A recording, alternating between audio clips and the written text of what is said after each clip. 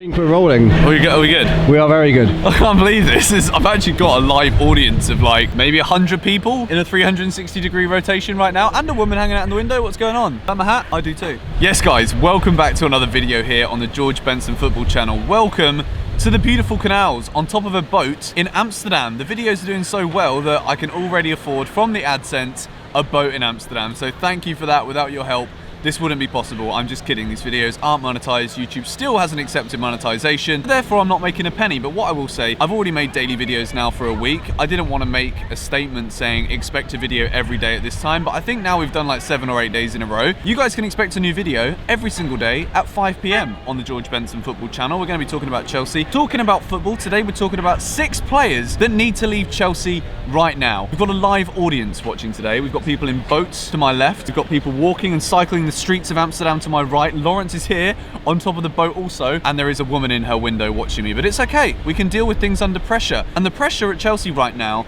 is that there are a lot of players people have a lot of hype and expectations of. There are a lot of youngsters who finally look as though they're going to get their chance, and amongst the fan base that have been crying out to have heroes from the academy coming into the first team for us all to cheer on the sidelines every week at Stamford Bridge. Now, what I've come up with today are 4 players that we've seen in pre-season that I think should be moved out on loan this season, despite all of the positivity around everybody getting a chance. I think it's important also as Chelsea fans for us to remain realistic that not everybody that has been playing in these pre-season matches is going to be able to get a chance in the first team next season, and in order for players to actually be given the chance in the future, the loan system is going to have to work for them. There's also 2 players that we're going to go through at the end that I just think it's time for them to leave generally. Let's just book a direct flight from Japan to wherever it is we're going to sell them to, and just, you know, forget about the interim phase at Cobham. I don't think it's necessary. We can just sell these players now. A little bit harsh. We're going to go into the reasons for that a little bit later in this video. But as with any Chelsea player, the players that I do say should leave, don't leave. As with anybody, I'm always going to support them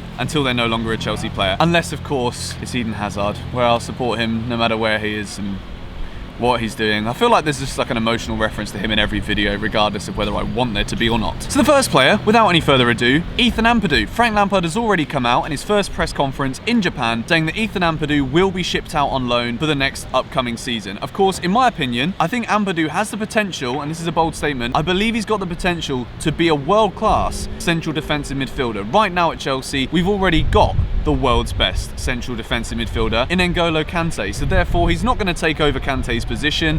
We've also got Jorginho, we've got Kovacic, we've got Loftus-Cheek when he's back from injury, we've got Mason Mount who's just signed a new deal. Obviously they're not in the same positions as such, but in the middle of that midfield there's already enough options, and I feel as though at this stage in Ampadu's development we're already seeing that he has the potential to be a very, very good Premier League player in the future. I think the best move for him wouldn't be to downgrade and go and play in the Championship, but I definitely think one of the newly promoted clubs in the Premier League, or a team that may be struggling, potentially a Newcastle. If they sell Longstaff, there could be a space for Ampadu there in the midfield at Newcastle. I'd love to see Ampadu stay in the Premier League. Even though he's young, I definitely feel as though he's ready. He comes into the friendlies, he looks like one of the most composed players on the pitch. Yes, we're playing against Irish opposition that wouldn't get into any Premier League team, but at the same time, he really does look comfortable on the ball.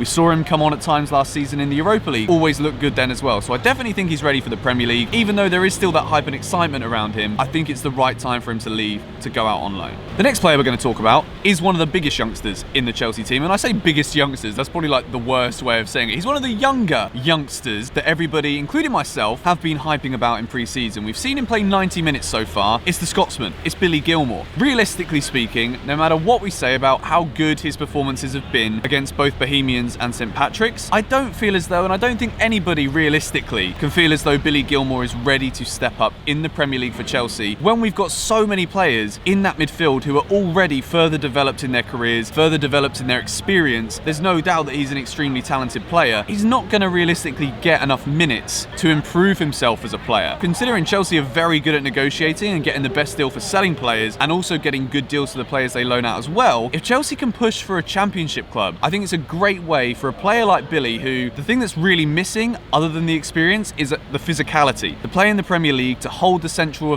the midfield requires a certain physicality that at Billy's age and experience, he doesn't necessarily have. But moving to the Championship, it's a very physical league, it's a very aggressive league, it's as competitive, if not the most competitive league in the world in terms of who can beat who and who can challenge. So I feel as though a Championship team would be a great move for Billy Gilmour, but importantly for Chelsea, wherever he goes, there's got to be a guarantee of playing time. The next player that I think should leave Chelsea on a loan is Fikayo Tomori. It looks to me as though with Ampadu definitely going out on loan, Kurt Zouma will not be going out on loan next season, which means he, definitely in Frank's plans, for the first team next season, which leaves Rudiger, David Luiz, Christensen and Zouma immediately ahead of Tomori in the picking order. We saw him at Derby last season. He was a big part in Lampard's team that got to the playoff final. He's a very, very good player. He looked extremely composed in the game that we saw him in pre-season. I didn't actually give him an honourable mention within that video, and people said in the comments that I probably should have done. He did deserve that, I'll be completely honest.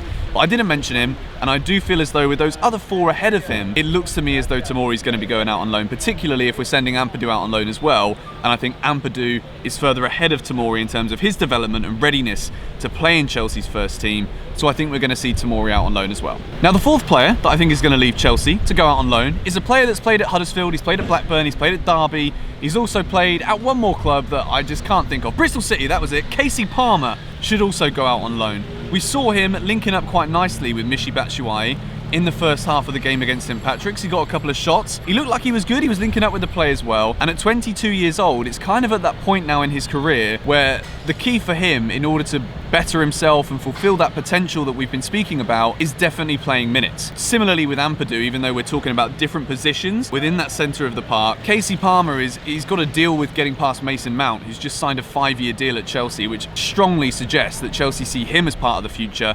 Loftus-Cheek for me is the best attacking player we have at the club, not ahead of him. So I feel as though in order for Casey Palmer to get anywhere near the level that people have been speaking about over the years that he could do, he's got to go out on loan again. I don't think he's going to get enough minutes at a Premier League club because we've not seen him play at a high enough level in order for teams to be interested in the Premier League at this point for Casey Palmer. Maybe he could play for one of the newly promoted clubs, but again, the important thing is getting minutes under your belt. Similarly to Billy Gilmour, even though there is a few extra ages of development and progress that Casey Palmer's got ahead of Billy, a Championship club would be a good move for him. A Championship club that are looking for promotion, that are aiming for promotion, who he may be able to stay at if it means that Chelsea have to sell him. If he has a good season, we can command a higher fee to sell him to a promoted club if he manages to get promoted next season. That is an option. Or he could actually have his breakthrough year and finally he could be ready for the Chelsea first team next season. That moves us in to two players in similar positions who I feel as though it's just time to go. It's time to leave. Danny Drinkwater, he's 29 years old. I'm sat here making a video today saying that players like Ethan Ampadu, who I think is already good enough to play for Chelsea, we're talking about him going out on loan. We're talking about most likely Casey Palmer going out on loan. There's Danny Drinkwater that we bought for £40 million from Leicester City. He's 29 years old. We've not really got that many more years left to cash in on him. Realistically, I don't think anybody is going to be committed to paying anywhere close to what we spent on him in the first place when we bought him a couple of summers ago. Mason Mount signed a new deal. Ruben signed a new deal. I think even for Danny as a professional, yes, he's picking up a massive paycheck at Chelsea, but does he really want to stay? Like, he won a Premier League. He was doing amazing stuff for Leicester. That's why we bought him in the first place. Surely as a professional footballer, some part of you wants to focus more on actually playing for the profession in which you buy your trade and bide your trade. Like, Danny Drinkwater's got to go now. There are already so many players ahead of him. Kovacic looks good in pre-season. N'Golo Kante is a million miles and years, light years ahead of Danny Drinkwater. You've got Ross Barkley as well, who I definitely think is a better player. There's Ruben, there's Mason Mount. The list could go on all day. And the final player that we're going to talk about in the video today is Bakayoko. It's one that amongst the comments, he splits opinion everywhere we go. Even when we're talking about his performances last season for AC Milan, there's no kind of middle ground with Bakayoko. No one can really say that he's just an average footballer, which quite frankly, from what I've seen over the course of his time, as a footballer, at best, he is an average footballer. And I feel as though with all these youngsters that we've spoken about countless times throughout this video today, that have come through the Chelsea Academy, that have signed new contracts, I feel as though even for Bakayoko, similarly to Danny Drinkwater, does he realistically feel as though he has a future playing in Chelsea's first team? Yes, I can understand if he'd want to stay and fight for his place. I love that. But in terms of fighting for your place, you've got to show that on the pitch, particularly in pre-season friendlies, where the other day it looked like he couldn't be bothered again. So for me, the sixth player that I think needs to leave Chelsea right now is Bakayoko. Whilst we can still command a semi-decent fee for him, the longer he goes going out on semi-unsuccessful or borderline successful loan spells, it's only going to decrease the value. And with Chelsea's incredible negotiation powers that we have in order to get the best possible deal for players that we're selling, I feel as though cashing in on Bakayoko now is the best thing to do. I'm sorry, I want to support him. I will still support anybody who doesn't leave Chelsea, who I think should,